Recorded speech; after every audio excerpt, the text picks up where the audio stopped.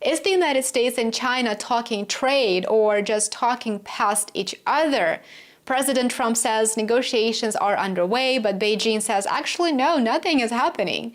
So on Thursday, Trump made waves by telling reporters that a meeting had taken place between the United States and officials from China, suggesting that trade talks were active and ongoing. But within hours, China's Commerce Ministry dismissed any such ideas, calling reports of progress absolutely groundless. 谈大门厂，尊重互惠的。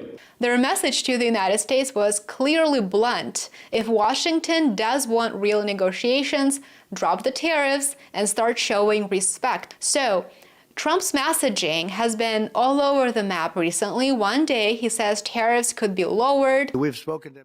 Then the following day, Trump blasts China for not buying Boeing planes and letting fentanyl flow into the United States. All this while trying unsuccessfully to get Xi Jinping on the phone. She still hasn't called and, well, likely won't, as Beijing shifted its exports to other countries and is actually working to strengthen trade ties with Russia and Iran to procure energy imports. Beijing, on the other hand, is requesting a full rollback of what it calls unilateral tariffs. It also wants clarity, a named negotiator, consistency from Washington in terms of policy choices, and a softening of the U.S. stance on key flashpoints such as sanctions and Taiwan. So China's leaders are clearly cautious at this time, but also they do appear to emphasize that China has a lot to bring to the table, and respectful negotiations, not coercion,